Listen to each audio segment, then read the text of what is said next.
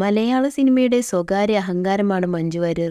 കുട്ടിക്കാലം നൃത്തവേദികളിൽ തിളങ്ങി കലാതിലകപ്പട്ടം അണിഞ്ഞ താരസുന്ദരി. ഒരു കാലത്ത് സിനിമയിൽ തിളങ്ങി നിന്ന നായിക തന്റെ വിവാഹ ജീവിതത്തോടുകൂടി സിനിമയിൽ നിന്നും പടിയിറങ്ങി. പിന്നീടങ്ങോട്ട് സംഘർഷം നിറഞ്ഞ സ്വകാര്യ ജീവിതം. ജീവിതത്തിലെ അസ്വാരസ്യം മൂലം വിവാഹം മോചനം നേടി. പിന്നീടങ്ങോട്ട് ഒരു തിരിച്ചുവരവിന്റെ പാതയിലായിരുന്നു താരം. സ്റ്റൈലിഷ് ലുക്കിലുള്ള മഞ്ജുവിന്റെ ചിത്രങ്ങളും വീഡിയോകളുമെല്ലാം സമൂഹമാധ്യമങ്ങളിൽ വൈറലാകാറുണ്ട്. ഓരോ ദിവസവും കൂടുതൽ ചെറുപ്പമായിക്കൊണ്ടിരിക്കുന്ന മഞ്ജുവിനെയാണ് സമീപകാലങ്ങളിലെ ചിത്രങ്ങളിലെല്ലാം കാണാൻ സാധിക്കുന്നത്.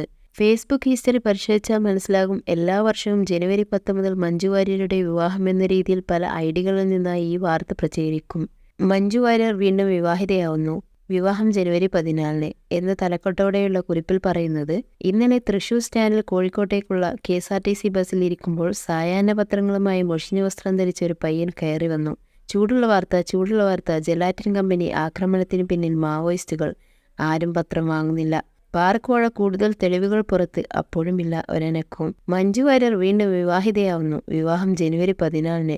നിമിഷം കൊണ്ടാണ് പത്രം വിറ്റ് തീർന്നത്. ഈയുള്ളവനും വാങ്ങി വരണം. പണവും കീശയിലിട്ട് പയ്യൻ കൂളായി ഇറങ്ങിപ്പോയി. 1-ാം പേജ് മുതൽ അവസാന പേജ് വരെ എല്ലാവരും ഇരുന്ന് മറിക്കുകയാണ്. അങ്ങനെ ഒരു വാർത്തയേ ഇല്ല. എല്ലാവരും ജാള്യതയോടെ പരസ്പരം നോക്കുന്നുണ്ട്. പക്ഷെ ഒന്നും മിണ്ടുന്നില്ല. അന്യന്റെ സ്വകാര്യതയിലേക്കുള്ള ഒളിഞ്ഞുനോട്ടമാണ് മലയാളിയുടെ ഏറ്റവും വലിയ വീക്ക്നെസ് എന്ന മനഃശാസ്ത്രം അവൻ അനുഭവത്തിൽ നിന്ന് പഠിച്ചു വെച്ചിരിക്കുന്നു. നിങ്ങളും ഇതിന്റെ തലക്കെട്ട് കണ്ടല്ലേ ഇത് വായിച്ചത് എന്ന് വിശ്വസിക്കുന്നു എന്നാണ് പോസ്റ്റിൽ പറയുന്നത്.